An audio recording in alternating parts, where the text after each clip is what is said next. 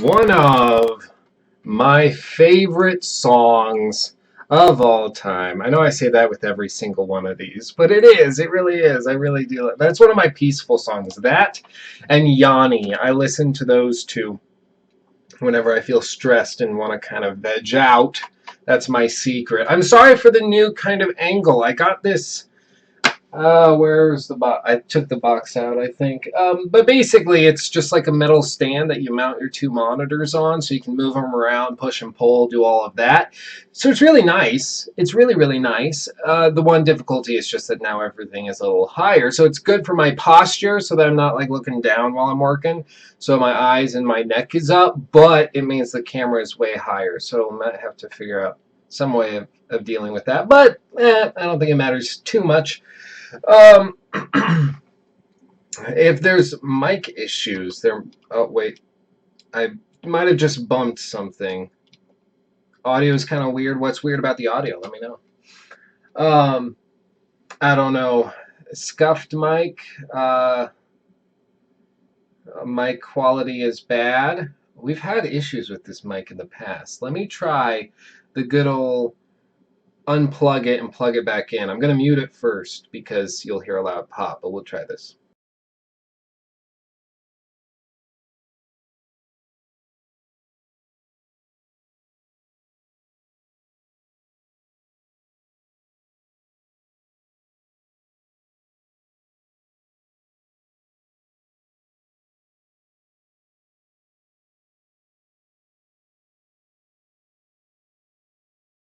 Test. Is that better? Is that better? Let me know if that's better.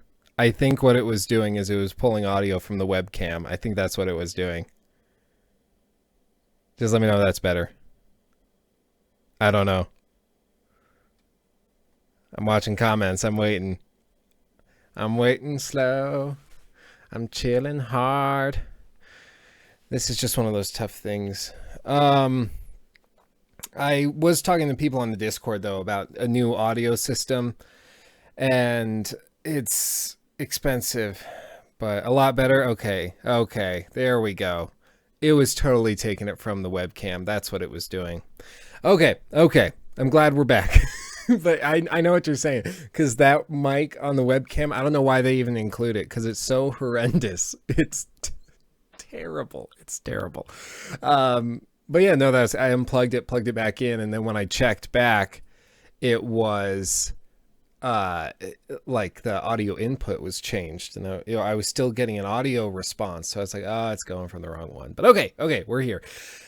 So yeah, a quick little story before we get into all of this. I just remembered why I loathed high school and was ready to graduate. Basically, we had a Facebook group. Story time. We had a Facebook group that was for our class, and I went to a classical high school, so we had, I think, a graduating number of 45, 46 kids. That's how big our class was by the time you made it to senior year. Most people have dropped out at that point. But we had a class about that size, and we were all on this Facebook group, and we would occasionally chat about events at the school or things that were happening, things we wanted to address. And so that Facebook page has long since been dormant for obvious reasons. We're not in high school anymore. So I completely forgot about it. And today, one of the people from my class way back when posted to it saying that a couple of the teachers that were there when we are looking at getting fired now, 2 of them. And these 2 teachers, I've spoken with city council members here in town that do not like Ridgeview for this reason, because those teachers are at times a bit pervy and inappropriate. I don't think that they're necessarily pedos.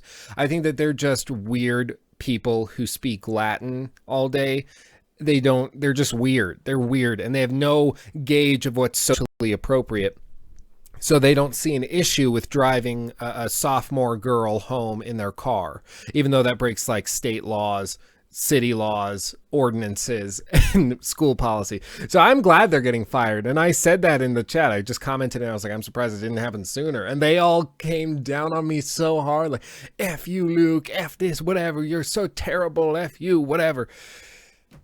And it it grinded my gears, and I was like, I remember why I was so ecstatic when I walked down, got my diploma, and was like, peace out. So that's what happened to me earlier today. I remember now why high school was high school. Yeah, you can't trust the Latin speakers. I mean, they're speaking a dead language. I actually have like 2 textbooks.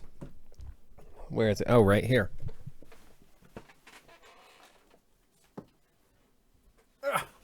Look at this thing. Wheelock's Latin. I took 3 years of this.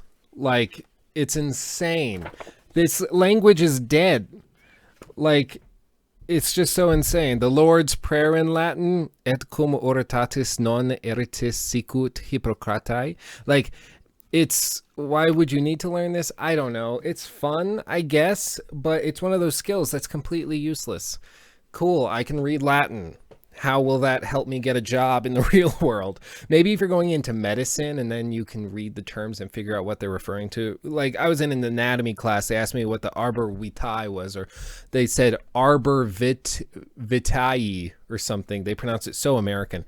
And it's the tree of life, and it's in the brain, and it kind of looks cool with dark matter. But I guess that's the one time in my secondary education when it's come in handy.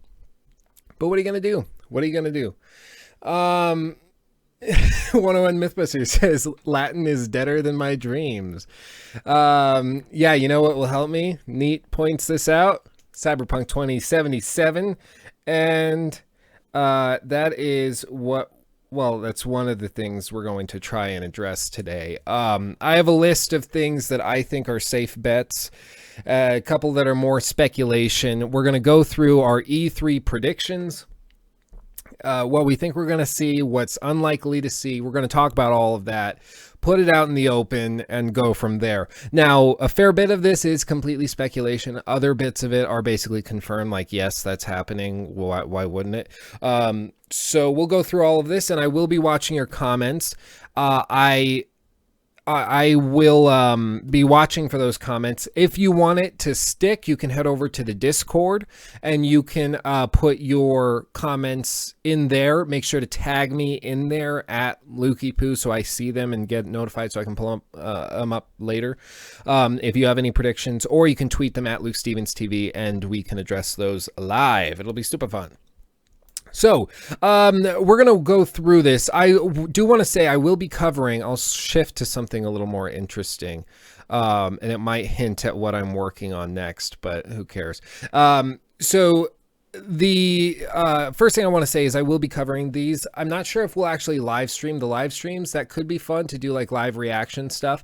For Ubisoft, I especially want to do that because I've been waiting for an Egyptian game for so long. The other issue is that, like with From Software, I don't know where they would be giving that. My guess is Sony, but as we'll discuss later, there's good reason to think that it might not be there might not be a From Software game coming to a Sony exclusive platform this year. And so we'll get into all of that. But like with that, I want to cover that live, but I have no clue when in the week that E3 is taking place that will happen. It could happen whenever. I don't know if they've said when that would happen, but what are you going to do? What are you going to do? I just remembered a note. Write this down so I do not forget. Yes, I use a pen and paper because I couldn't log into my Evernote for some reason. It just kept spinning. So yeah, we'll cover it. We'll cover it. Some of the sessions we'll do live. They're about midday in the US, so you got to think how that works out in your time zone if you want to watch those live. If not, I'll do like a recap, and those live streams will be recorded on the channel so you can watch them later.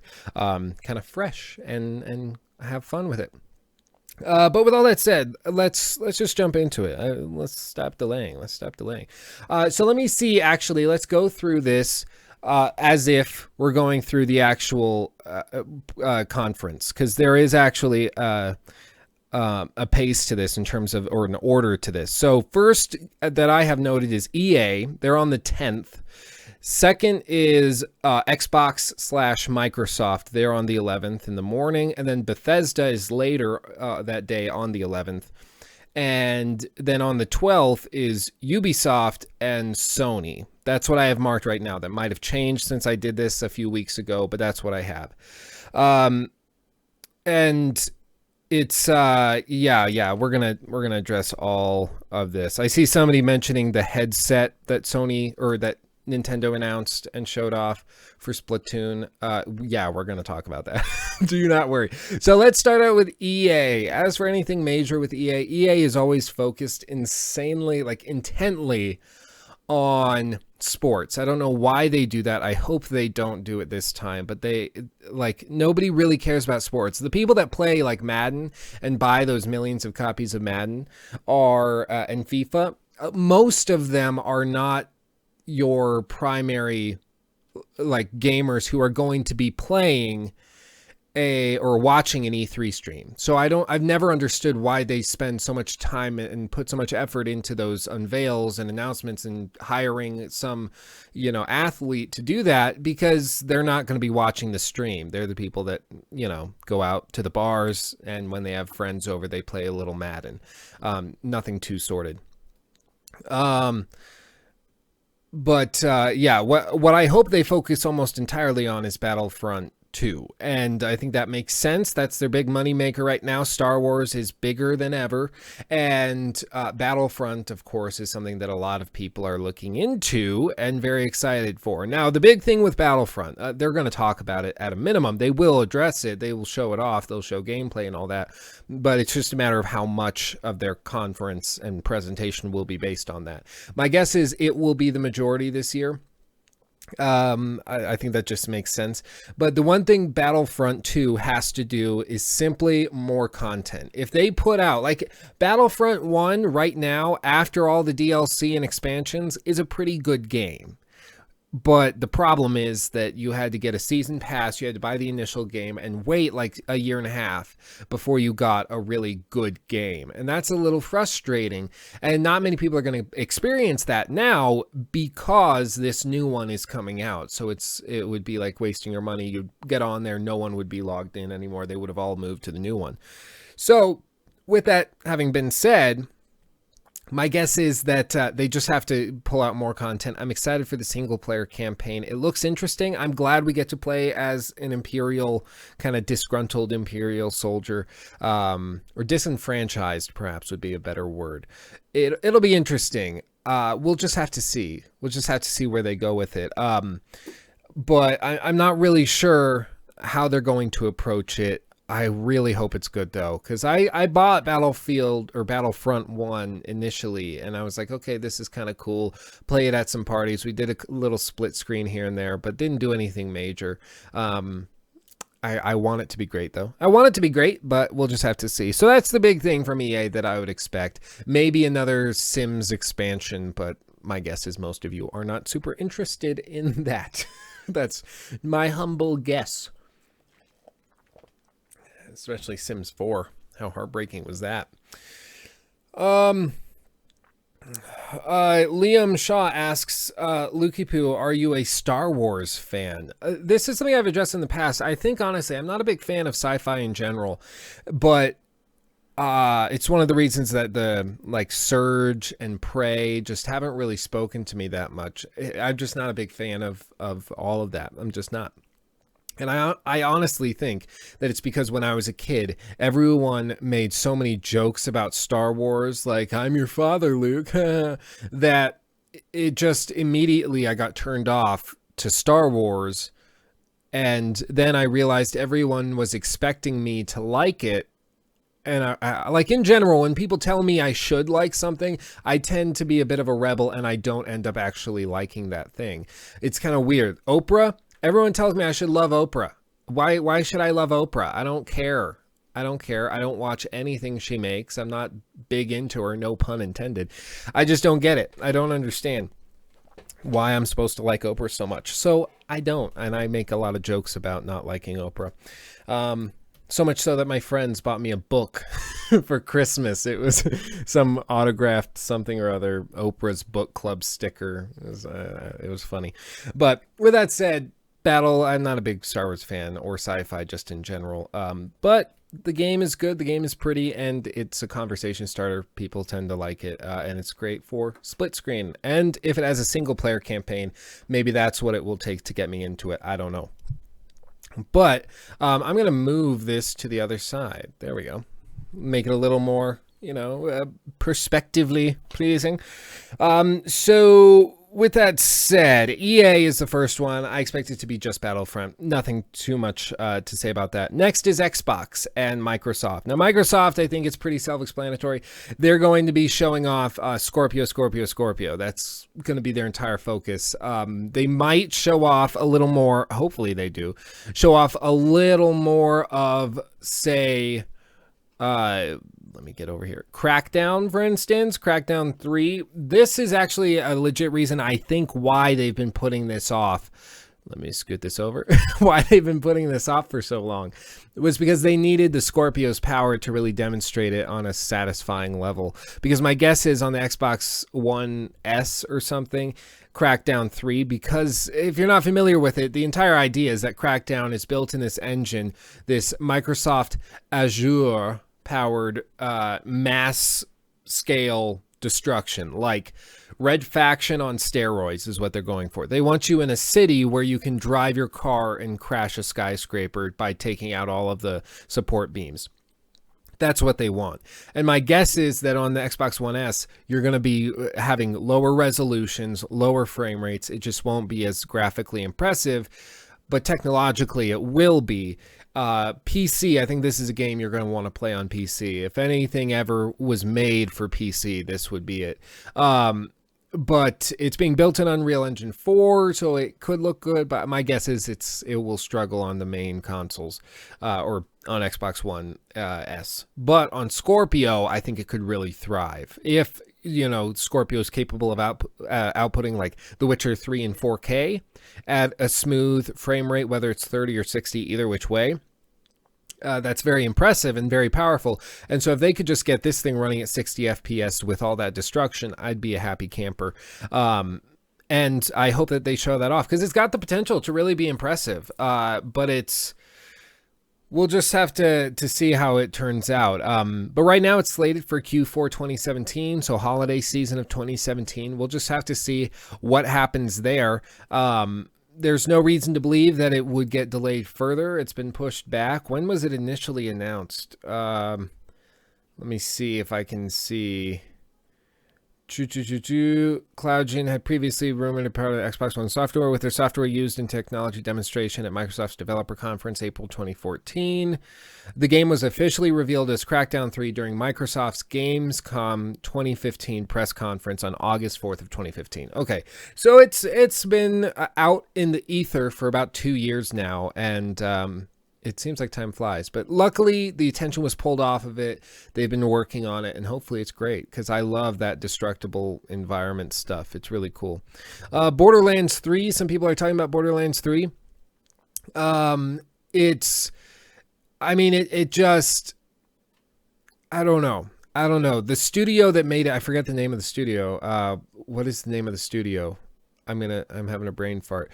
The name of the studio that did the whole Borderlands thing, they've been really cagey recently, and the original game developer that created the series was really cagey about like release dates and follow-ups, and it was just weird.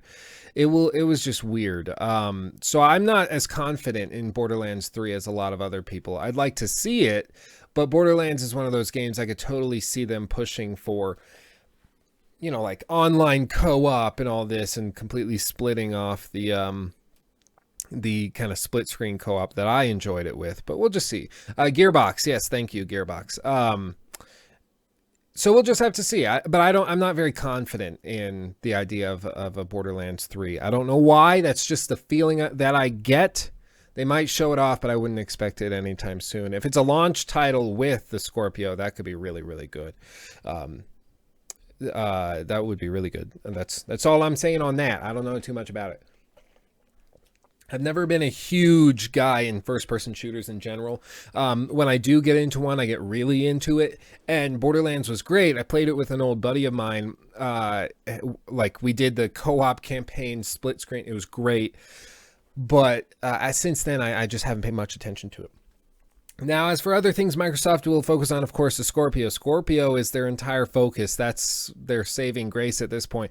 Now, I've said in the past, and this was probably the dark time of the channel, and I've spoken about this before, but the one time when I was not very confident in the future of the channel was after I made a video on the Xbox One Scorpio, and I said that their whole marketing strategy of putting out this super powerful console for an potentially very expensive price and not having exclusive games for it, I thought was a mistake, because if you're willing to spend $800 to get or however much the total package will be, even my guess is it'll be around $600, like $599 or $499 would be incredible. But if they got it to that price, if you're willing to spend $600-700 on a console to play a Windows game that you can also play on PC, I would think that most rational consumers would just go for the PC. That was a mistake on my end, because not many people are very rational when they are consumers of this type of media. They tend to be, well, I like Xbox, so I'm going to stay with Xbox. Even if it costs $800, I'll buy it. I did not expect that. I also did not expect the death and rape threats against me and my family, but what are you gonna do? It was quite the experience. And I had people subscribe to the channel just so that they could go from video to video and dislike it and flag it and cause me as much trouble. It was tough. It was a tough thing, but eventually they got bored and left. But like Scorpio, I think could manage to be successful if they either have like some sort of demonstration where they show off like Red Dead or something, which I don't think will happen. I think they'll show it off at Sony's press conference. But if they could show off some big upcoming game, like maybe a new Bethesda game that's coming out, an unannounced new IP, they show it off running in 4K on the Scorpio, and they make it clear that this is easy, this is beautiful, this is great, and it's affordable. They get it's like $499. Then they could be successful. But other than that, I just don't see how it could happen. Now, I personally am looking at getting one to support Microsoft just because they're being so pro-consumer, and it's a breath of fresh air. I don't like the idea of exclusives as a matter of principle. I think that it's bad for the total industry. But I understand why they exist, and I can appreciate why they exist, and that the fact that they allow a lot of these games to get made in the first place. And clearly Sony is doing something right if all of these incredible games are being put out on just their console. So with that said, I want to support them, but I also want a good product in exchange for my money or whatever it is. So we'll just have to see. But they have a lot to show off. Maybe Shadow of War is how they will manage it. I mean, I could see that. Shadow of War being the game that they show off. The problem is Shadow of War has been just drowning the public in everything. Like, they have a gameplay of every little thing, of a raid, of this, of that, and of every little thing that you could possibly need. It's all being shown off right now. And it makes me wonder, what are they saving? Like, whoa. An ad just popped up. I'm sorry. I was trying to clear out all of these pages that I don't need. Anyway, but like, I don't know. I don't know what they're waiting for or what they're saving, because surely they must have something that they haven't shown off yet. But the game was delayed to October, so my guess is that they'll show something at E3, but maybe that's just a last-minute delay thing. Some horrible problem happened during development. I'm going to angle this down just a hair. New setup. There we go. A little better. So we'll just see. We'll see. Let's see. Anonymous Gaming says, can you do a shout out for the tweet hashtag Red Dead at E3 so everyone can tweet it? Yeah, probably. I mean, that's pretty easy. But yeah, like Red Dead, I'm sure we'll see it. But my guess is we'll we'll see it at Sony's conference for various reasons, which we will address. But I wouldn't expect anything too amazing from Microsoft other than the hardware, but they really have to wow us with the hardware. After that is Bethesda, specifically Bethesda Softworks, not Game Studios, but Game Studios is a subsidiary of that company. So we'll probably see something. Now, as of right now, Bethesda Game Studios is only set to show off Fallout 4 in VR, which I'm still confused as to why that is a thing. Why does that exist? Who's going to be playing Fallout 4 at all, period, but much less in VR? Like, it just doesn't seem like a great game for an Oculus Rift. Certainly not for the HTC Vive. I don't know why it exists, but it does. So that's the only thing that they currently have. I would have to imagine that they're going to show off more than that, because that's something that not many people are going to be very pumped about. Maybe I'm wrong and we'll see something, but I don't know. That's not what I would guess is going to be happening. But what I lost my train of... Oh, yeah. Wolfenstein. A new Wolfenstein. I think that's a really safe bet in terms of predictions. We'll see another Wolfenstein announced. There was like Wolfenstein Colossus or something like that. It started with a C. That was kind of hinted at and leaked. Sort of. But nothing too specific. So that's very possible that we'll see a new Wolfenstein. I've never been super into the franchise, but I do want to get into it. It looks really interesting to me. But we'll just have to see and go from there. I'm just baffled as to why Fallout 4 in VR is a thing. Like, because they've spent like a year and a half working on this thing. Like, they're spending so much money paying one or two dudes even. Like, say you have an average developer. I think the average salary for a developer at Bethesda is like 65 grand a year or something. You're paying like 2-3 guys for a year and a half to work on that. Like, what are we doing? I don't think it's going to make that in return. It's just so weird. Spartan Kitty Games says, Luke, are you hyped for Shadow of War? I am personally really hyped. Well, yeah, I think it'll be fun. I'm just confused why they're showing so much. I mean, this is one of the things, like, it gets to a point where I'm glad that they're showing it off because it shows they're confident in it and they feel comfortable showing it. So they're not going to change a lot or downgrade it. But at the same time, I like a little mystery. When you show me basically the whole game before it even launches, it's a little strange. I don't understand. But I mean, I'll play it. My siblings are really excited, my brothers. But we'll just have to see how it follows. But as for other things Bethesda will do, they've announced that they're working on 3 big open world games. This is Bethesda Softworks, that some of their subsidiaries are working on 3 really big games. Now, some people have misread that initial statement as Bethesda Game Studios working on 3 really big games. That's not what it is. 3 big games are being made by possibly Bethesda Game Studios and also its brothers and sisters in the overall corporate hierarchy. So my guess would be, of course, Bethesda is working on some game. My guess is a new IP. As for what specifically it is, I don't know. I don't think they're going back to Elder Scrolls anytime soon, and they're certainly not going back to Fallout anytime soon. I would like for an Obsidian to come in and do something like Fallout New Orleans, like that leak stuff said. That would be great. Get an actual RPG with Fallout 4's engine. That would be amazing. But Obsidian's been very tight-lipped. They haven't said anything about doing it.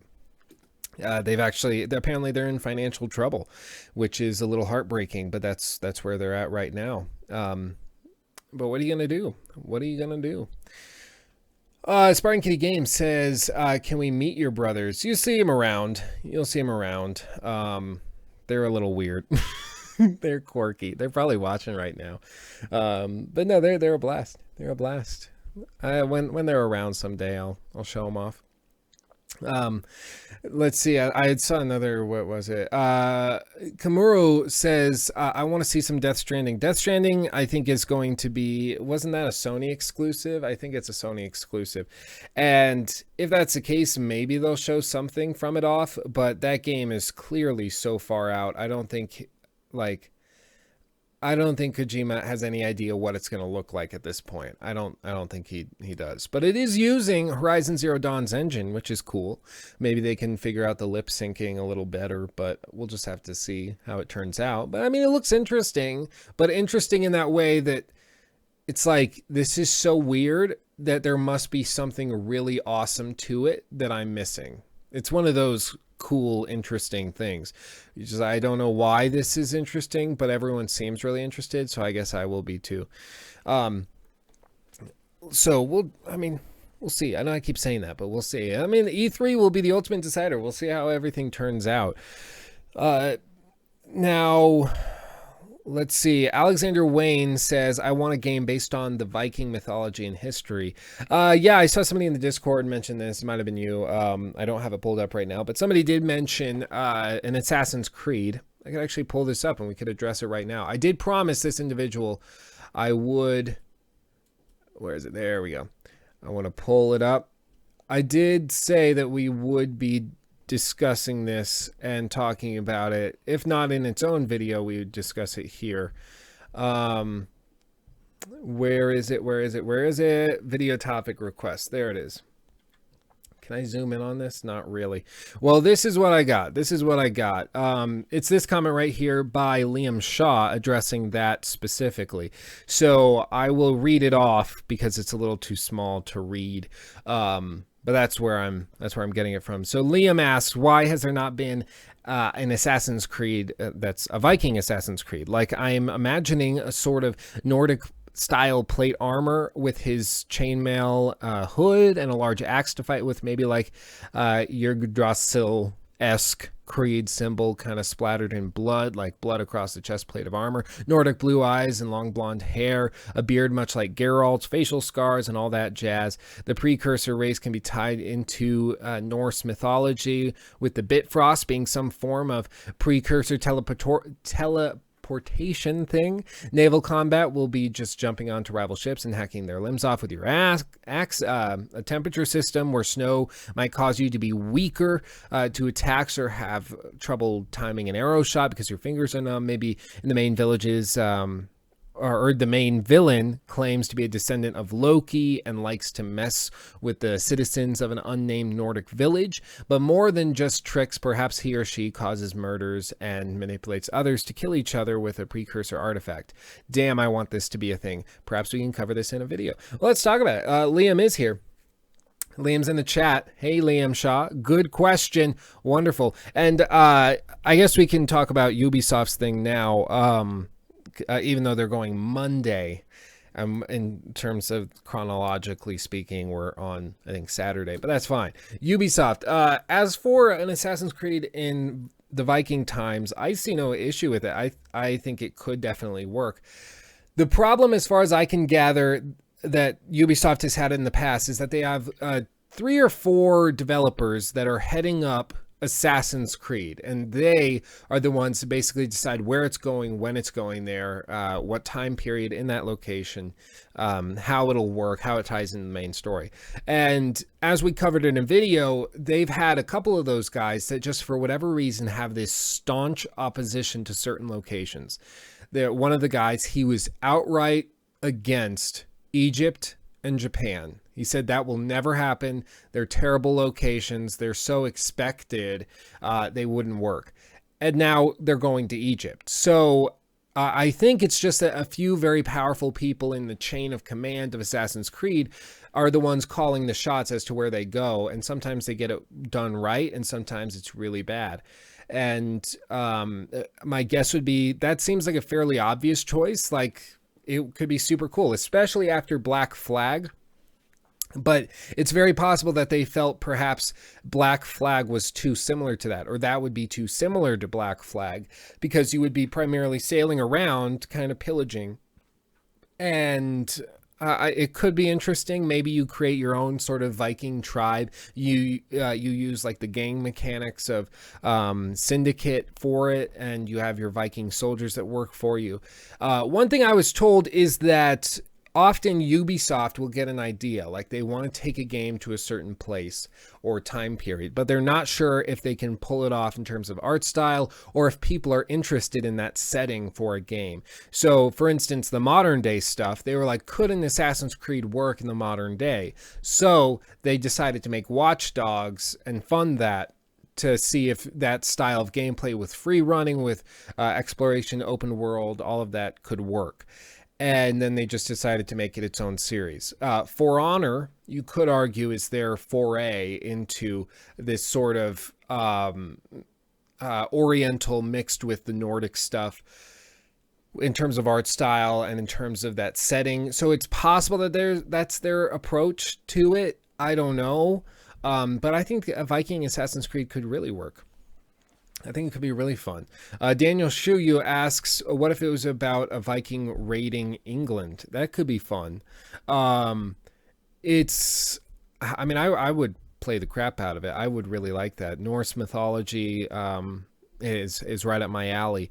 And of course, it's possible that the whole problem is like Ubisoft's they're in Montreal primarily is where they're based. They're a very progressive company, and they apparently don't like having all white casts, at least from what I've been told from people inside. One guy who claimed and gave me reason to believe it was true, but he was a developer, and he was working at Montreal with Ubisoft, and he said that they legitimately, when they're choosing a location or a setting or a main cast of characters, they do it just like a marketing department does, where they have to say, okay, we got to have one black guy, we got to have one Arab guy, we got to have 3 women, we got to do this, that, and get it balanced.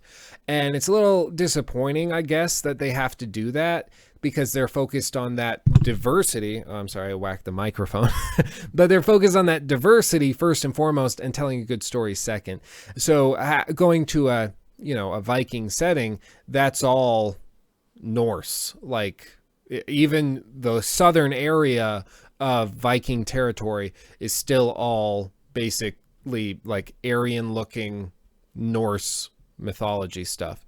Look at that artifacting. Look at that. Oh, that's bad.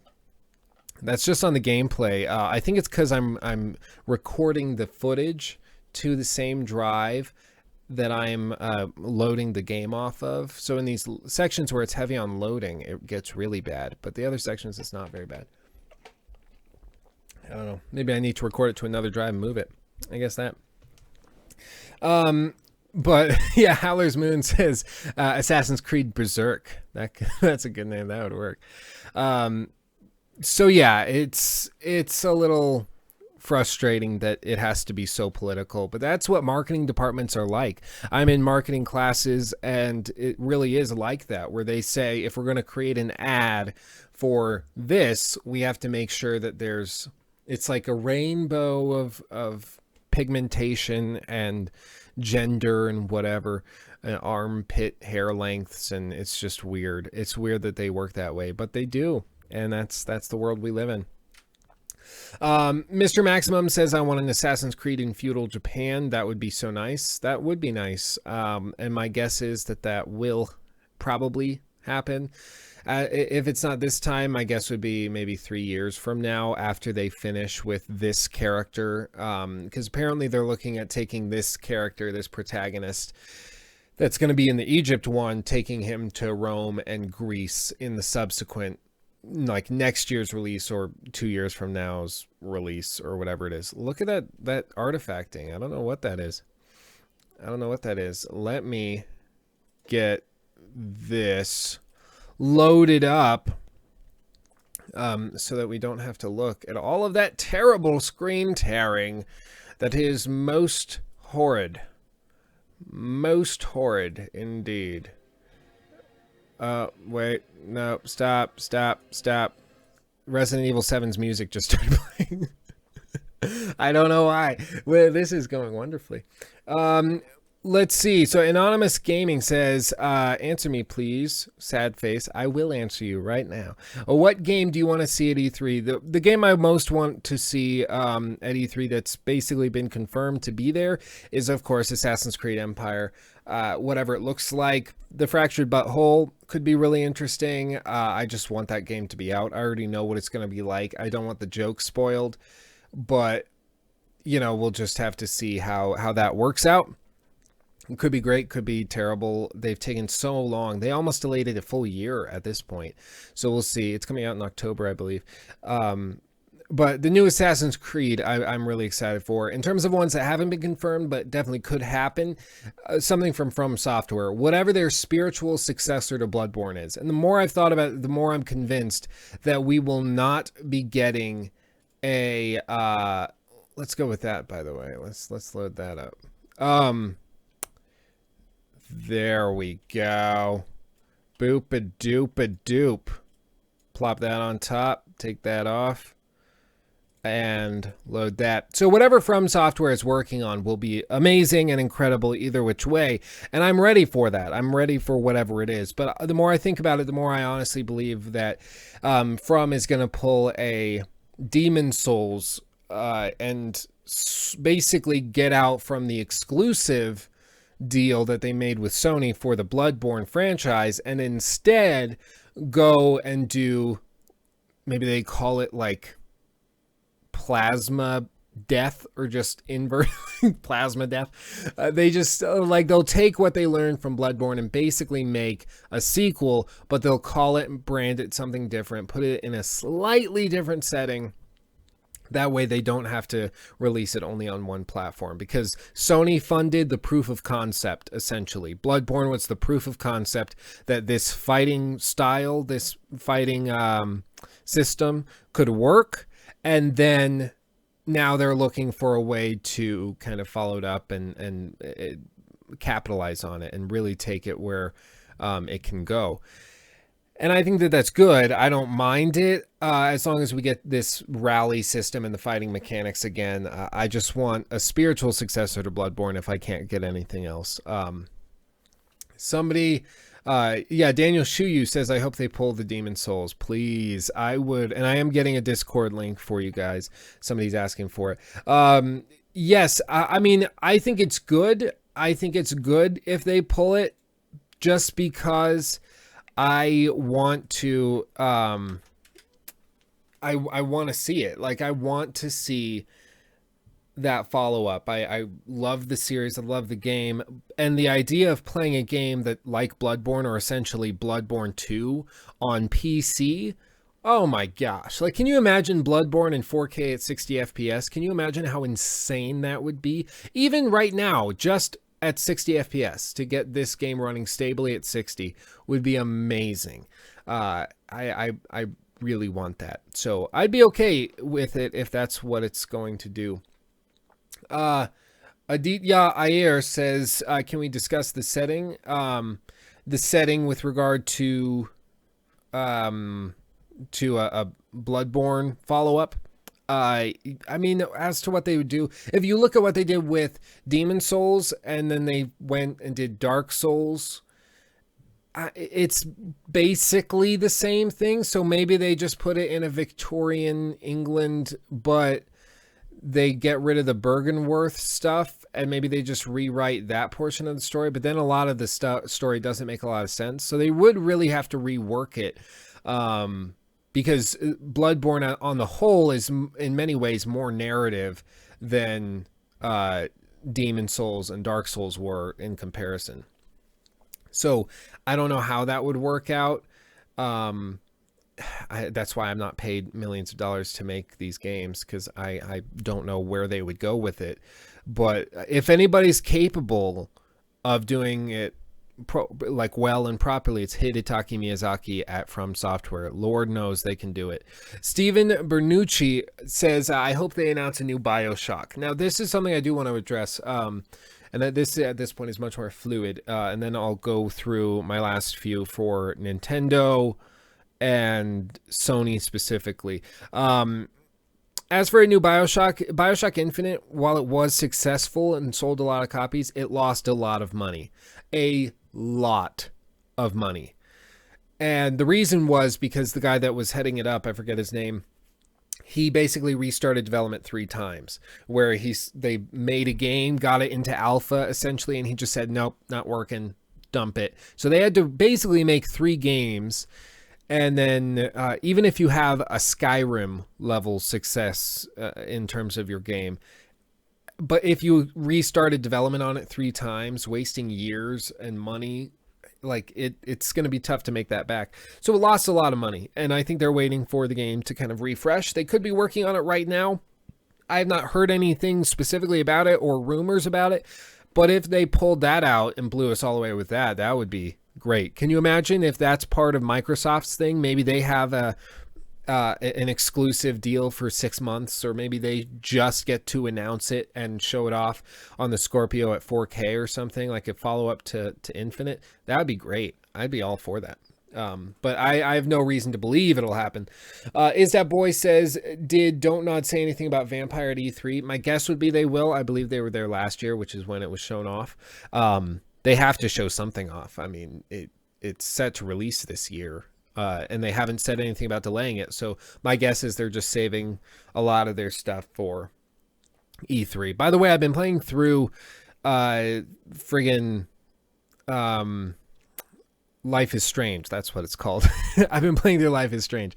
And that game, man, guys, where has that been my whole life? My girlfriend loves it. She actually went home, bought it on her PS4 and splurged and just like has been playing it for hours and hours and hours. She's like 3 episodes ahead of me.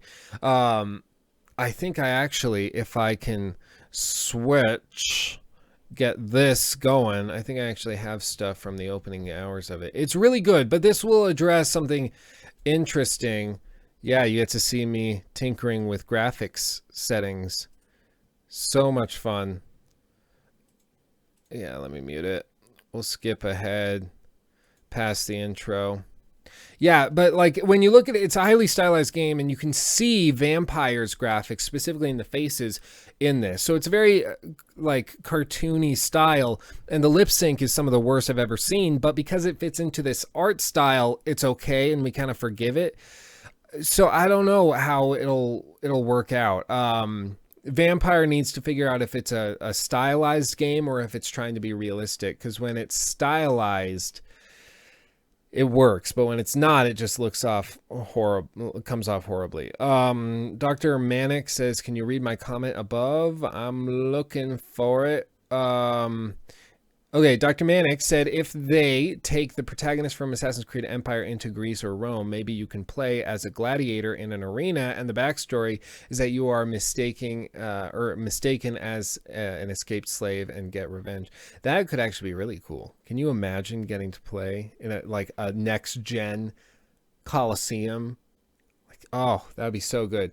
A lot of it depends on when they set this, though. Because if they've been saying that they want to take it to ancient Greece and ancient Rome. Ancient Greece you could do. Ancient Rome wasn't really a thing if they are going back as far as a lot of people think they are.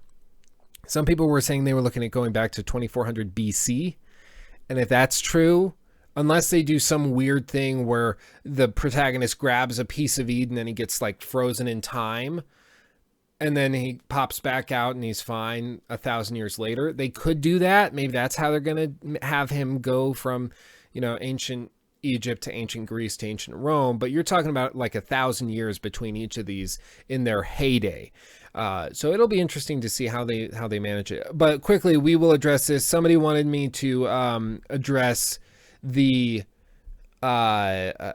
personality test, which actually could be really, really fun, and I will try. Maybe that'll be our encore, but I do want to get through Sony and Nintendo. As for Cyberpunk 2077, I will address this.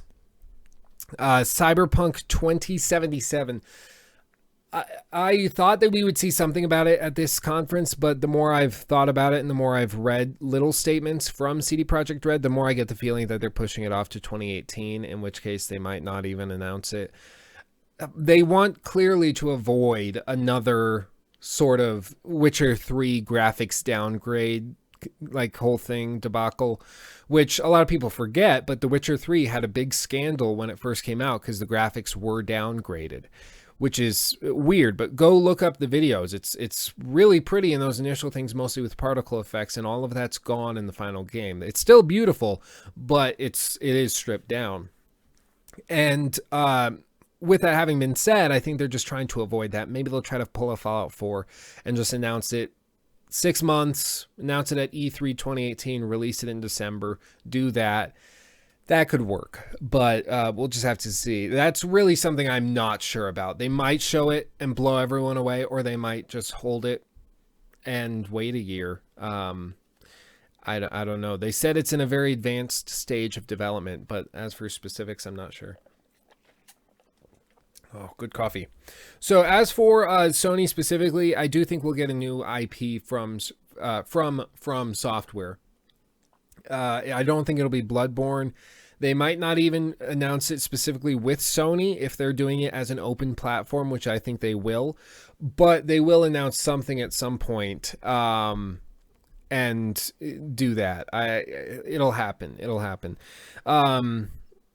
As for further on Sony, Red Dead footage, I do think we'll get some like gameplay trailer or something running off of the PS4 Pro. They have exclusive rights with Sony for some DLC stuff, which is why I'm saying it would be shown off with Sony as opposed to Xbox.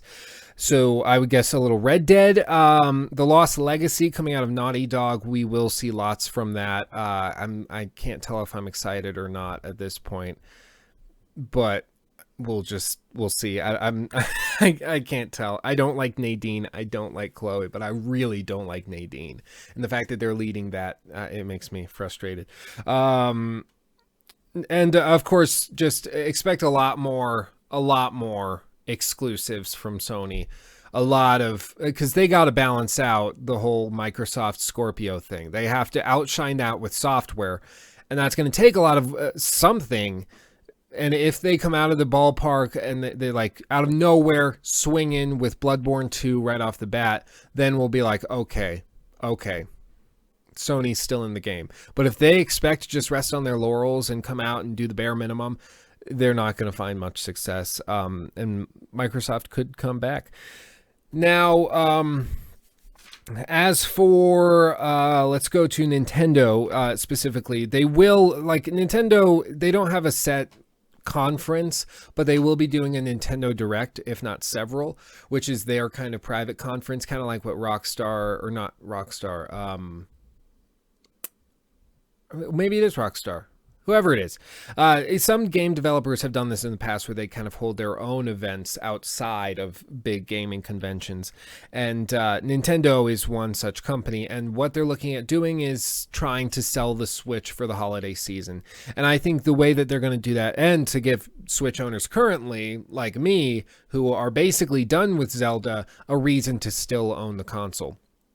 And not to sell it up-priced and upscaled on eBay or Craigslist. So my guess is Smash Brothers. There's been rumors for a long time that Dark Souls 3 has been ported, is running on the Switch. Now, if Dark Souls 3 is able to run on this thing, I don't care if it's running at 30 FPS on a 720p screen, I will buy that so quickly you have no idea. I could play Dark Souls 3 while sitting in a chair waiting for a class to start in the middle of a room full of like 100 people. It would be so great. It would be amazing. I would buy that so quickly. You have no idea. Hopefully that's something, maybe From Software announces their stuff at Nintendo's conference or Direct. You never know. You never know. That could be possible. I just got a phone call. I'm sorry, Caleb. I'm sorry. I'm working. But so yeah, I think Dark Souls 3 is definitely possible from all of these reports. Either they're all lying or there's something to it. That would be great. If you would buy if you would buy Dark Souls 3 on the Switch, or if that would sell you on the Switch, let me know. But I mean, you'll get the typical stuff. You'll get a Pokemon game, Smash Bros. I can't imagine it hasn't been announced yet. I hope they do more than just Splatoon. because I'm not that into the game. And plus the voice chat, I don't care about voice chat. I'll use Discord, I'll use Skype, I'll use whatever, if I even am using a voice chat thing. But then, like, they announced, let me pull this up. This is full hogged retard moment. Like rear retard alert. Like, that's what this is. It's mind blowing how Splatoon had no voice chat. It's mind blowing how stupid this thing is. Okay, let's look at this. Full screen, Switch. No pun intended. Look at it. I hate supporting Polygon, so don't go to this site. It's just the first one I clicked on. This is what it looks like. You see this? So because voice chat isn't inherently supported on the Switch, you have to take your a cord, plug it into the Switch to get the game's audio. It goes to this little combiner thing, which looks kind of like an Inkling, which is kind of cool. But they do that. It goes in there. You attach your phone, which has the app for voice chat. You attach that to it as well. It combines the signals, goes out to the headphones, and then you have voice chat. So you have to carry around this dongle to even voice chat on it. Who thought this was a good idea? Who thought? It's like they said, well, we'll just do voice chat through your phone. And they're like, okay. But they didn't think that you wouldn't be able to hear the game if you had a gaming headset like this on. You could only have like one earphone in and listen to the speaker if you wanted to hear the game's audio. Like, it's so stupid. I don't understand what's preventing them from just adding it as an app in the Switch. It's a software issue. I mean, maybe they're worried that the voice chat mixed with the game is going to be too software intensive or too like resource intensive, but damn, there's got to be a better solution than this. What is this? Like, the Switch is so elegant a device. Like, it's in many ways pretty genius and beautiful. Like, it's so great. I can just pop these things off and hand them to my buddy, and we can start playing a multiplayer game instantly, or I can just plop it back on and play it in a handheld, or I can set it here in the dock and play it on my monitor. It's so elegant. And then there's this piece of trash. Like, what is this? What kind of mentally malignant idiot did this? I don't know. Mentally malignant. That's a phrase I just said. So yeah, I mean, Nintendo, I think they just have to put out games that are good, and it will continue to be a success. And they also have to figure out their freaking stock issues. Apparently the big issue is solid state stuff and items that Apple is buying up most of, because Apple is revving up for their next iPhone, and they're buying basically all of the solid state little capacitor whatever things. They're buying up the entire market, and there is no room for anybody else to come in and take some, which the Switch operates off of. And so they need some of it, but Apple is offering a much higher price, so Apple gets all of the components. So, I mean, and already the Switch is basically being sold at cost, which is amazing when you think about it. And when I opened up the box for the Switch, I was blown away at how much stuff was actually included inside. I was like, this is like Mary Poppins' never-ending box. It's incredible. I was expecting just the handheld, but no, and the dock, I guess. But I get the handheld, the dock, the special grip thing. I get these little bumpers for the remotes. Like, it just never ended. It was great. So we'll see. But with that said, Spider-Man, I forgot about this. The new Spider game from Insomniac, they made Sunset Overdrive. They're going to be coming out at for sure at Sony's conference, and they're going to be showing that off. I think that's really good that Insomniac is making the Spider-Man game, because if you haven't played Sunset Overdrive, it's very vibrant, it's very colorful, but it's all about bouncing and jumping from all these places, bouncing off phone wires and cables, rooftops, doing all this, and it's very fluid in the movement. And that's the one fatal flaw of some recent Spider-Man games, is that the movement isn't fluid and isn't smooth and fun. Like, you need it to be fun to have the character move around, especially if you're Spider-Man. And if they can't do that, then the game is ruined. And I think if anybody's capable of it, it would be them. Aditya Ayer says, did you play the ARMS demo, Luke? No, I did not. I think they actually just opened it up again, so I should figure out how to join because I want to try it. Everyone's saying like friggin' ARMS is going to be great and super cool, but I haven't actually seen it. So we'll see. We'll see what happens there. Let's see. But as for, let's see, did I have anything else I wanted to expressly say? But Ubisoft. As for Ubisoft is the big conference I'm most looking forward to seeing. Joey Boost in the Discord asks, at Lukipu, what game do you want to see the most at E3? Again, either a Bloodborne spiritual successor or the new Assassin's Creed. But the new Assassin's Creed has to do a few things. And I'm going to do a video on this next. It's going to be in my next video, I believe. And it's going to be, what does the next Assassin's Creed have to do right in order to succeed and not fall to the same fate that some of its brothers and sisters have fallen to. And it's got to do a few things, and according to the leaks, it looks like it's probably going to do those things or not do those things, I guess, for a couple of them. So I think there's definitely potential, but it really has to do a few things just right in order to be successful. And in terms of confirmed items, I don't know. But here's the one thing I do know that should get you excited. So this is words of encouragement, okay? Words of encouragement. Ubisoft announced Far Cry 5, which is now set to release February 28th, I believe it is, of 2018. Literally like the last day, or almost the last day. No, I guess it's a month early, but almost exactly at the end of their fiscal year, at the very end. And they said that they will be releasing a new Assassin's Creed and a new Far Cry within this fiscal year. So what that means is that that's taking up their block at the very end. So it's safe to assume that Assassin's Creed is coming in December.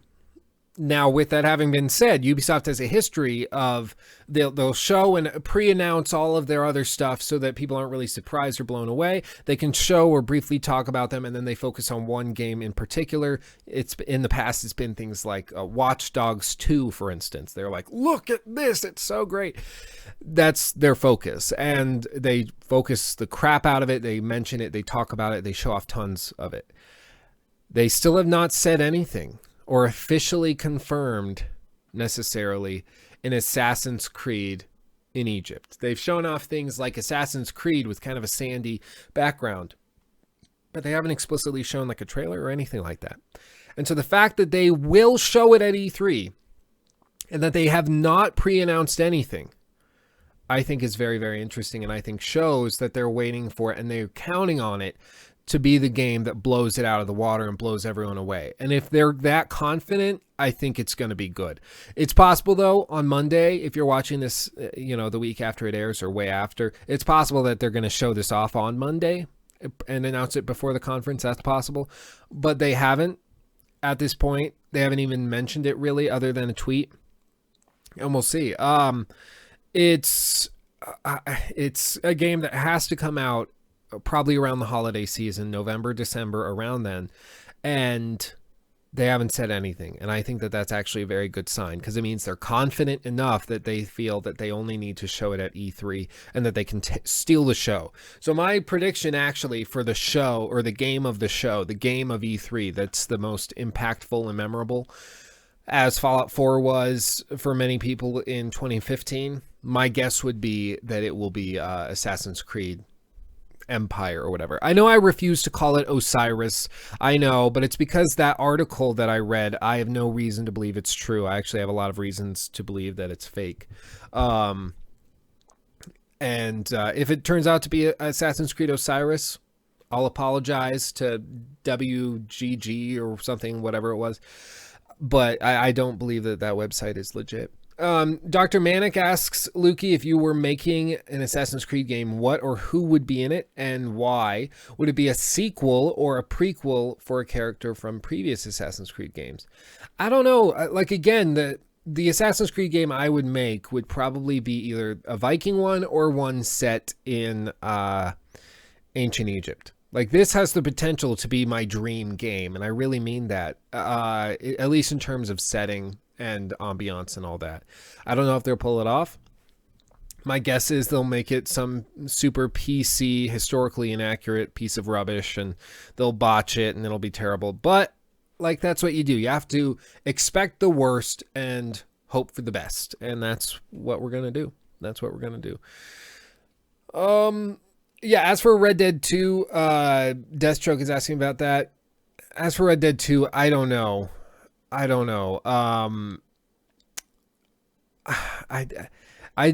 that it's delayed, I think you'll probably see it a little bit at Sony, but I don't think we'll see anything too sorted because, Rockstar is baller that way. They can make or break a show if they want to, and they know it. That's the thing about them. They know the power they have, that if they're like, yeah, we just didn't feel like it, and we'll do it at our own show or release it on YouTube and it'll get 10 million views in an hour.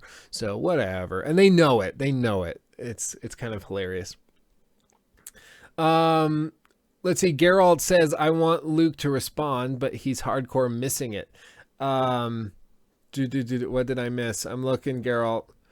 There it is. Geralt of Rivia says, thoughts on the rumor that Assassin's Creed Origins protagonist is going to be a female. Well, the rumor I heard was that it's going to be a brother or whatever it ends up being. It'll be a male and a female that you can switch between, like Syndicate. Another reason why I didn't feel like that was a legit article or report was because the initial guy that initially told us it was set in Egypt said it was one guy and it was a dude. It was not going to be dual protagonists. And in my eyes, it would have to be made, that decision would have to be made way early in development. That's not something that you just decide like a month before release that we're going to add another protagonist. Like if you play Syndicate, you know that that entire game is built off the idea that these are the Fry twins and they work together. And they complement each other's skills. So I wouldn't be opposed necessarily to having dual protagonists. I think it can work really well in aiding different play styles. And I have no problem necessarily with like letting you at the beginning of the game choose whether you want to play as a male or a female. I have no issue with that. I think it could get really messy when you get into the lore and you get into the story, and then you have to account for all different reactions based on gender. Because whether you like it or not, ancient Egypt, there was a difference between the way that you would be treated as a male or as a woman. It just is how it was. And I think that they have the potential to take it super, super crazy and just get really weird with it and be like, no, we are feminist Egyptians. We're all super black. And there is our statue of Obama. Why? We don't know, but it's there. Like, I hope that they don't. And it's not to say that not like politics shouldn't be in games. But I think it's just because I want it to be good so bad. I just don't want it to be plagued with anything, especially politics. I want it to just be an awesome game about ancient Egypt, running around climbing pyramids and stuff. That's all I want. But it has the potential to do that. But it also has the potential, because it's a Ubisoft game, to be a really politicized piece of garbage. So we'll just have to see.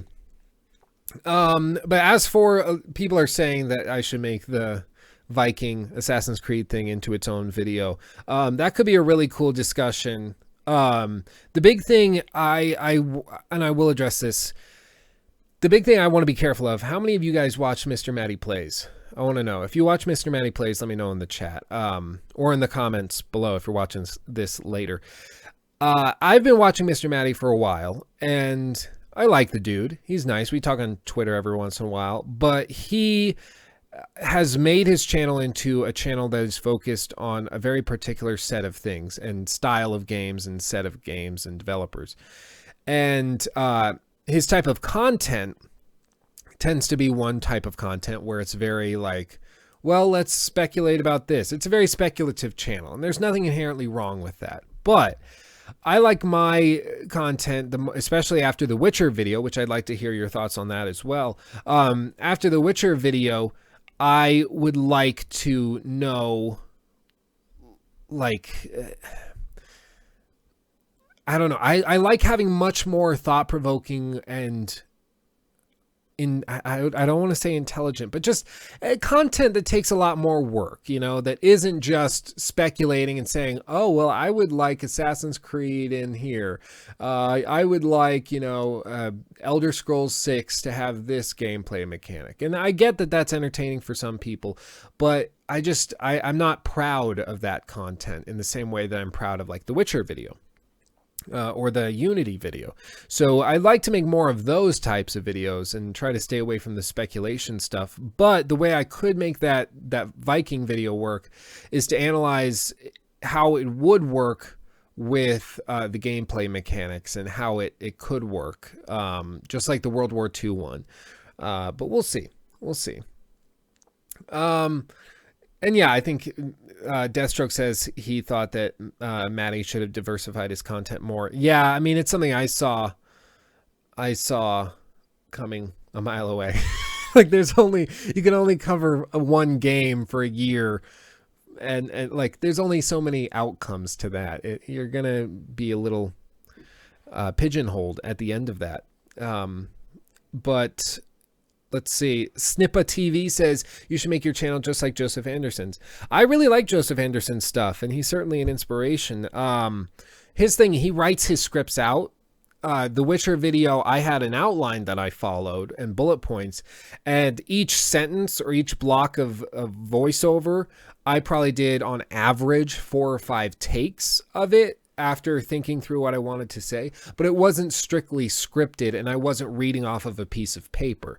So I felt it flowed much more naturally than writing it out in a more academic style, which I thought people would either love it or hate it. But I mean, what are you going to do? People seem to have really loved it. A lot of you guys say that you really love it. Spartan Kitty Games says the Witcher 3 video was great. Let me switch this. People are saying they have lip sync issues or something. And usually switching scenes can help with that. But, yeah, what are you going to do? So, Max Prod says, at Lukey Poo, your channel is effing amazing. You don't need to make it like anyone else's. Well, thank you, Max Prod. I really am like starting to settle into what I think I can do and what style of content I can make. And I'm really happy with it. And I think we're starting to figure out what really works. The 5 to 10 minute videos I've never really enjoyed.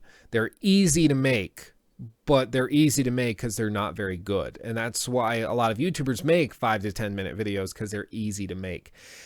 That's not creatively challenging to me. I like the longer stuff, but I'd like to do longer form videos like the Witcher one more often, or analyses like the Unity one or like the side quest one. But those take a little more work, a little more time. As for where we'll actually end up fitting in, I think the podcast is a great way to keep pushing and try to make this its own thing and its own kind of standard. And, the go-to show eventually is the goal. And also, the longer form content that is more thought-provoking. It'll be really cool. 101 Mythbusters says, at Luke Poo, do you think we will ever see The Witcher 4? Not for a very long time. Eventually, I'm sure, but it's going to be a long time. And it'll probably be like Siri leading it.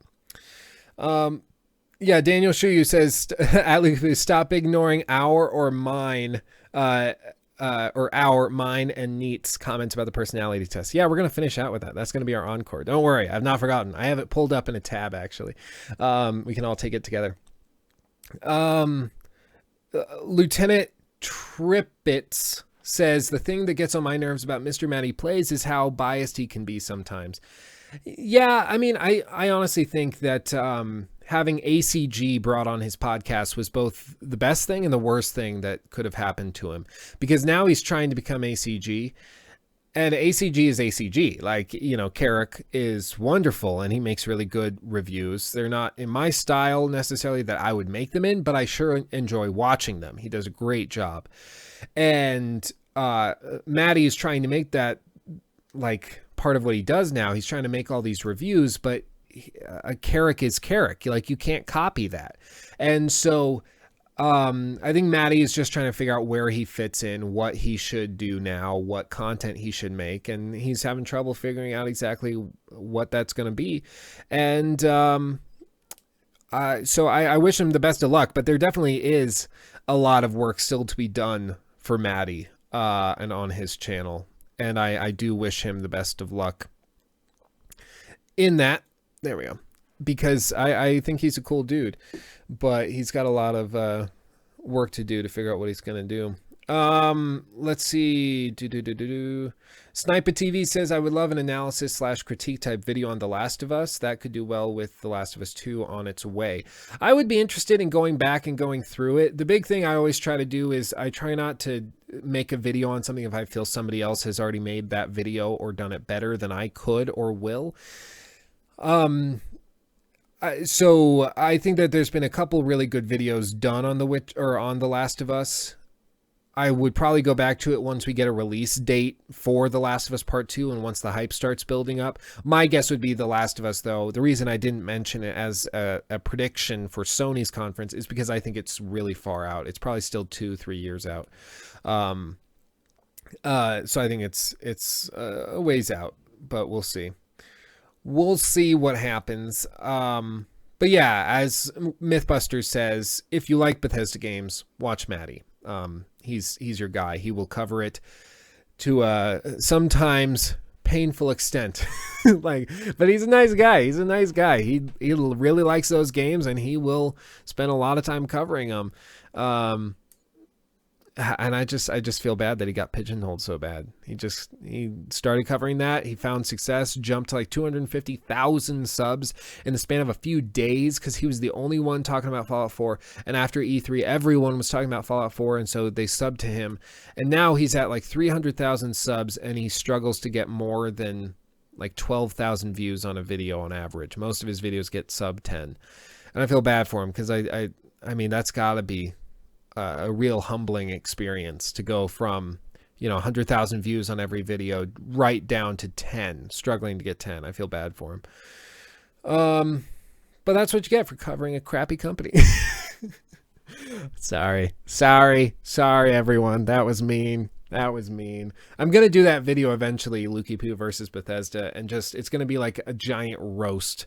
Because the more I work on like all of these games and discussing it, the more I realize that Bethesda is just bad. They're just bad. And yet, weirdly, somehow their games are still fun. I don't know how. And that's one thing we would analyze for that, but I don't know. Let's see. And then we'll do the personality test after this. Let's see. Neat says, what do you think of Skywind, the mod of Morrowind on the Skyrim's engine? I mean, I don't know if I would play it. I like that they're doing that, but again, it's just modders doing Bethesda's work. Bethesda should be doing that. Bethesda should be remastering it, you would think, and do it professionally. But I mean, I think they don't do it because they know they would mess it up because they're bad at their job. They would release a glitchy mess. So it's a little frustrating. Same thing, like Fallout 3 is being built in Fallout 4's engine. So is New Vegas. And if they get New Vegas working in Fallout 4's engine, yeah, I'd love that. But that's a long ways out. Yeah, Bethesda roast. That's what would happen. Liam Shaw says, wipe the floor with them. Yes, that was actually something. Liam Shaw said this on the Discord. Liam Shaw's in the chat. You'll appreciate this, guys. I promise. He said this. Lukey Poo, for the Lukey Poo versus Bethesda video, if you still have that janitor job, can you stick a piece of paper or something similar to a mop or broom that says Bethesda and film it so you can literally wipe the floor with Bethesda? Perhaps too far to go, but a pun. So it could work. Yes, I love that. I want to pull out a mop, put Bethesda on a piece of paper, and mop the floor with them. It would be so funny. Yeah, we're going to do that. That's happening. But yeah, so like this we're going a little over. So if you want to leave now, that's probably the extent of a lot of the sordid gaming talk. But some viewers, this is kind of our encore. Some viewers were asking if I would take a personality test with you guys. And so I was like, sure, why not? So if you want to log on to this, search for a 16 personalities test, and we can do this together, and we can see and compare our personalities in real time. And you can find out more about me right here, right now. Figure out how I work.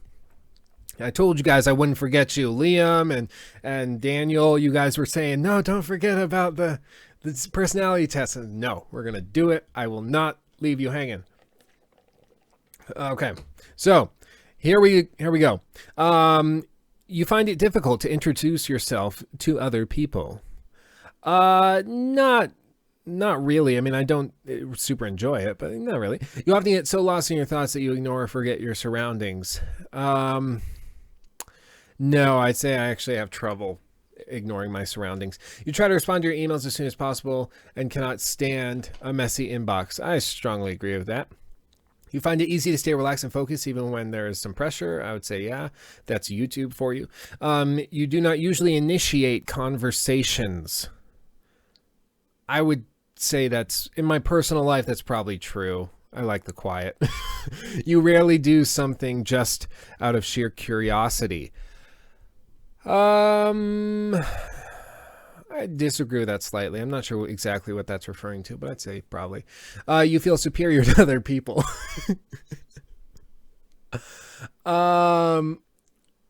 You feel superior to other people? I don't know. Maybe a little. I'm going to be honest. Maybe a little. I think it's the fangs. Not many people have like vampire fangs right there. Makes me feel powerful. Being organized is important, is more important to you than being adaptable.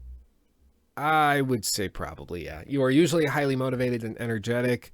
I'd say, yeah, probably to a fault. Winning a debate matters less to you than making sure no one gets upset. Strongly disagree with that.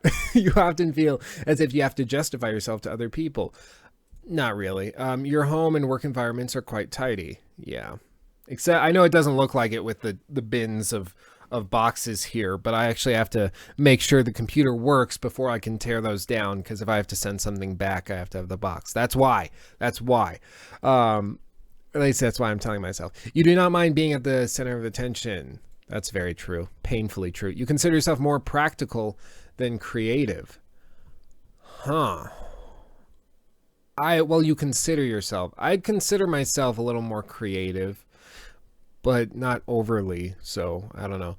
People can rarely upset you. I'd agree. Your travel plans usually well thought out. I agree. Well, probably more like that. It is often difficult for you to relate to other people's feelings. I mean, no, it's not difficult. I just don't care.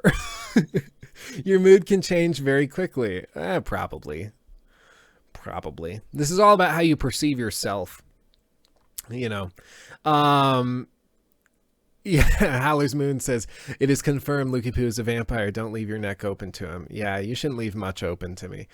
In a discussion, truth should be more important than people's sensitivities. Absolutely agree. You rarely worry about how your actions affect other people. Well, like above and beyond how the action will succeed or fail. I mean, I don't want it to, like, if I'm doing something, I don't want it to hurt people, but I don't care that much where I'm not going to do something that needs to be done because it might hurt somebody's feelings. I think that's probably maybe, like, a little. Your work style is closer to random energy spikes than a methodical and well-organized approach. Not really. YouTube wouldn't work too well with that. You are often envious of others. Envy and jealousy. Those are two very closely related words, but I think they're very different. Like jealousy is more, I see that thing, I want it. And envy is like, I don't want you to have it, I want to take it from you. That's at least how I've always distinguished it. An interesting book or a video game is often better than a social event. Probably, yeah. Yeah. Being able to develop a plan and stick to it is the most important part of every project. I mean, some adaptability, I think, is important. You rarely get carried away by fantasies and ideas. I would disagree with that. You often find yourself lost in thought when you're walking in nature. I agree with that. If somebody does not respond to your email quickly, you start worrying if you said something wrong. No, I don't care that much. As a parent, you would rather see your child grow up kind than smart. I mean, well, I don't want him to be a dumbass, so I'll say yeah. But, I mean, I'd like him to be smart. I'll do that. You do not let other people influence your actions. For the most part, I'd say yeah. Your dreams tend to focus on the real world and its events. I'd agree with that. It does not take much time, it does not take you much time to start getting involved in social activities at your new workplace. No, I'm usually pretty secluded. You are more of a natural improviser than a careful planner. It depends on what I'm doing. Like some things I am super, like careful and tedious and methodical. And then other times I'm just like, yeah, let's just go for it. So I say probably. I know I'm contradicting myself, but every time I read it, it changed slightly. Your emotions control you more than you control them. They used to, but now not so much.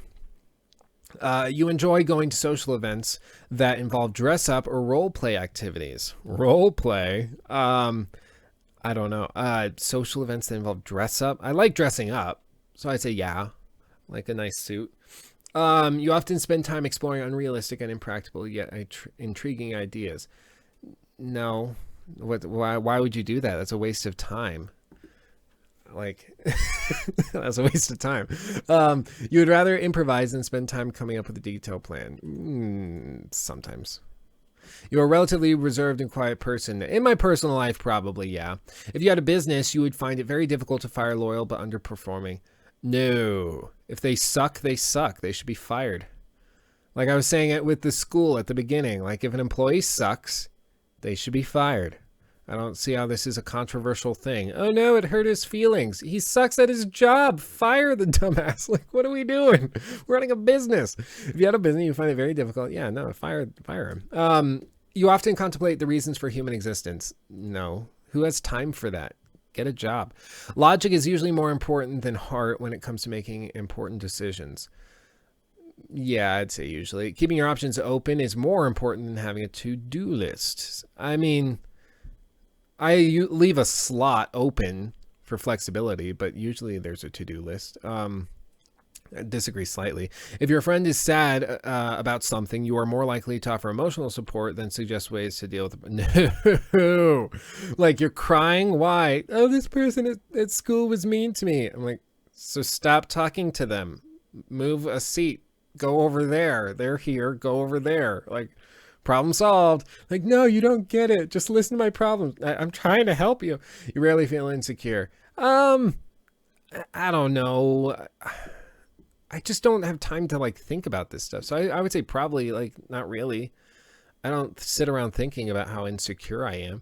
You have no difficulties coming up with a personal timetable and sticking to it. Yeah, I'd agree with that. Being right is more important than being cooperative when it comes to teamwork. I would I would agree with that, but only slightly because I see what they're trying to do. You think that everyone's views should be respected regardless? No. If you're stupid and you have a bad idea, you're stupid and you have a bad idea. That's all I'm saying. Like you think everybody's views should be respected regardless of whether they're supported by facts or not. I don't know. I just really feel like the earth is flat and that, JFK was murdered by a pack of rabid Nazi dogs that also happen to be zombies out of Call of Duty. And that's what I feel. I feel that. No, you're stupid and your opinion doesn't matter. Okay, that's what that question is asking. You feel more energetic after spending? No, I am drained. You frequently misplace your thing. No, I never. I know where everything is.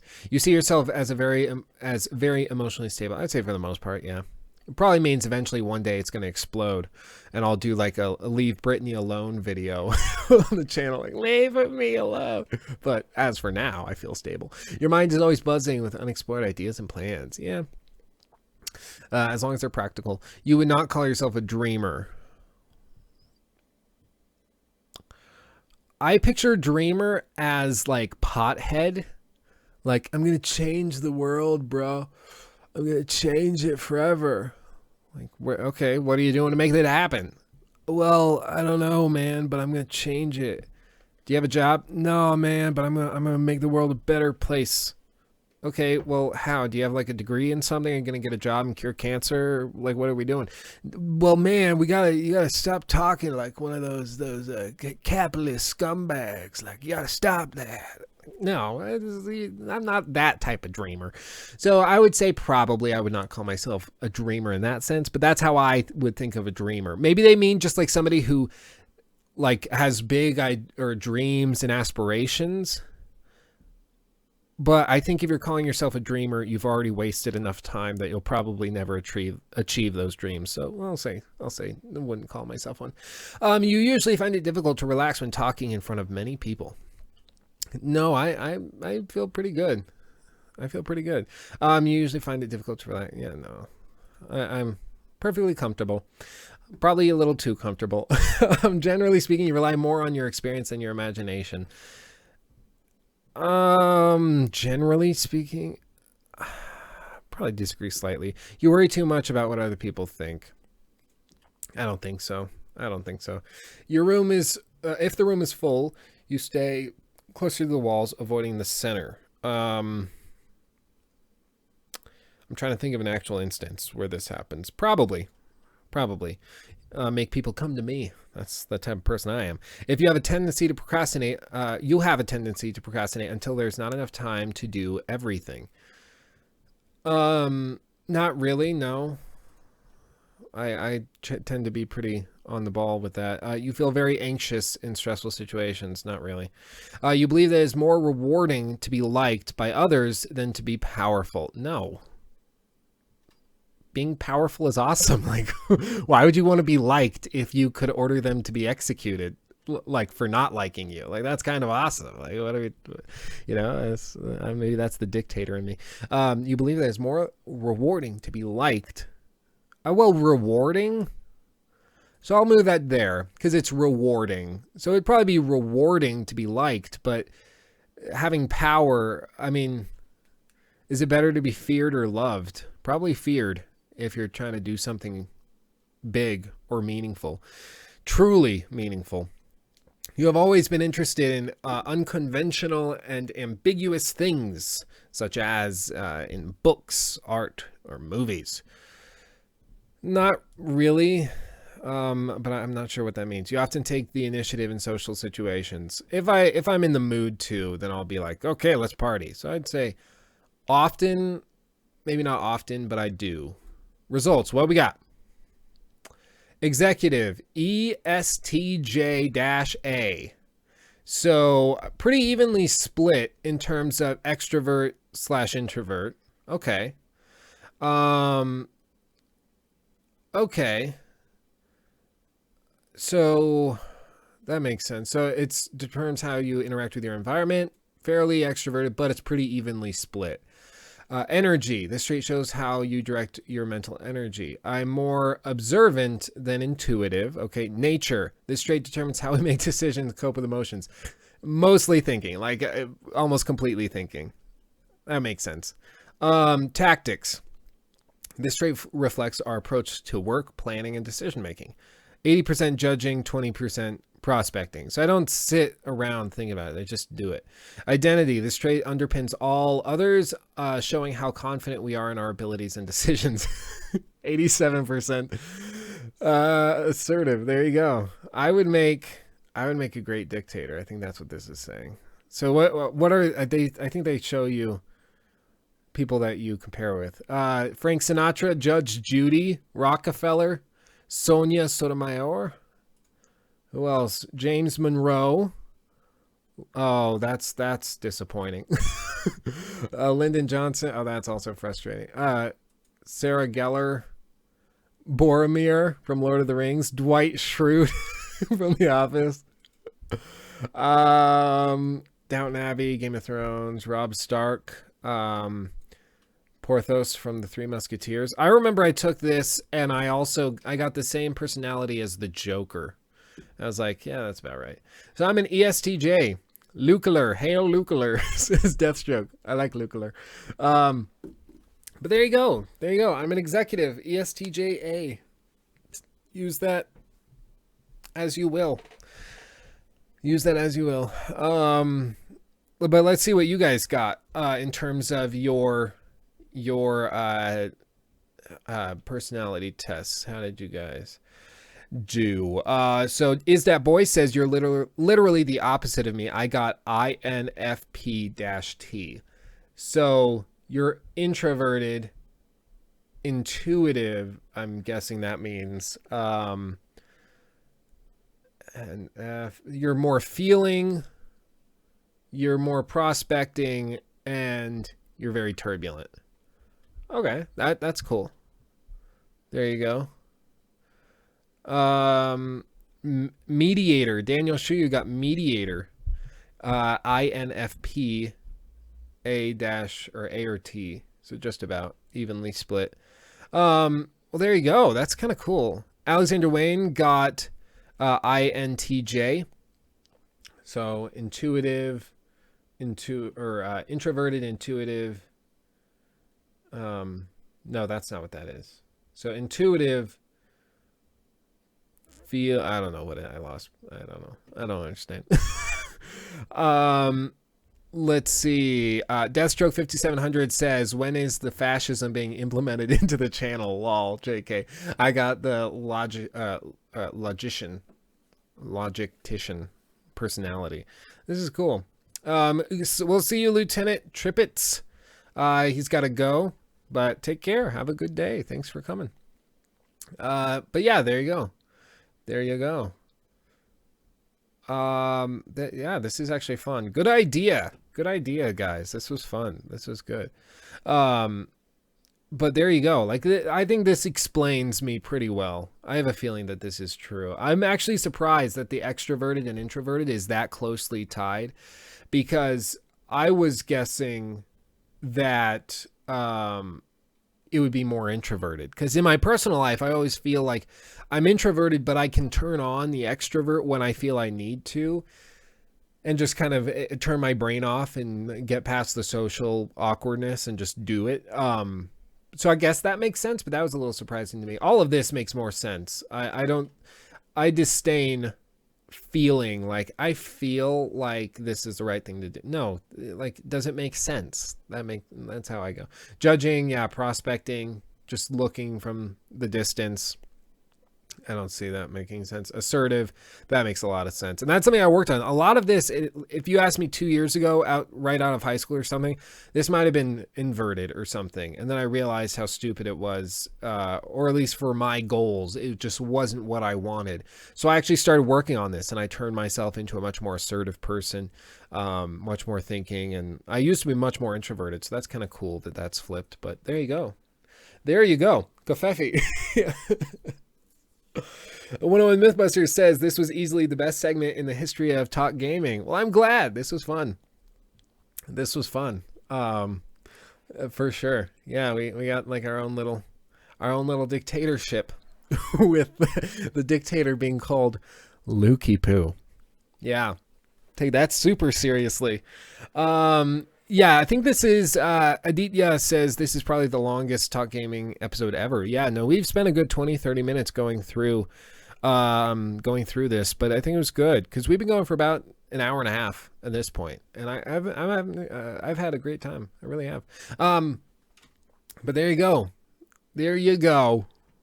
I'm really excited actually for the memes. I'm really excited for the memes that come up on the Discord after this, because it's going to be great, and lots of people are going to start photoshopping things, and I'm excited.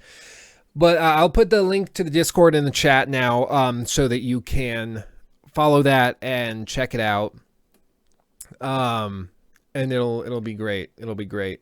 Hugo says, why that name though? Maybe you're referring to Lukey Poo. As for why I chose Lukey Poo, it was a lot of reasons, and maybe we'll finish with this, but I don't know. When I was thinking of what I wanted to call the channel, I wanted to achieve a few things. I wanted to achieve one, something that would always bring me back down. I mean, I'm covering video games. I'm not a freaking, like, I'm not running for president. I'm running a YouTube gaming channel. So I don't want to take myself too seriously. So being called Lukey Poo would always remind me that, okay, I'm goofing around here at the end of the day. Secondly, it also takes the wind out of like the critic sales, because if you're in the comment section of one of my videos and you make like, yeah, Lukey Poo, more like Lukey shit, bro, like I'm so creative. No, like I'm handing it to you. I'm saying like I'm poo. Like it's kind of self-mockery. So I think that's also good. Plus it's catchy, it's easy to remember, and more than anything, it just keeps me humble. We'll see you, 101 Mythbusters. Glad to have you here. Yeah, Aditya says, bye, Luke. It's effing 3 in the morning here. I have to sleep. Yes, get some sleep. We're gonna wrap up. But this is great. Sniper TV says, is there any place to do one-off donations? I don't have the income to support on Patreon, unfortunately, but would love to drop a small donation when I get paid due to the Witcher video making me so happy. Well, thank you so much. That is really, really great. I'm just so happy you guys like that video. It took so much work, and so it's really great that people are responding well to it. I'm really thankful for that. But if you want to do that, I think there's actually a way to go on to the channel page on YouTube. Again, nothing big. Like, you don't need to do anything big. And don't feel forced. Even just sharing the video on your social media is like really, really helpful. So that's really, if that's more than enough, that's more than all I.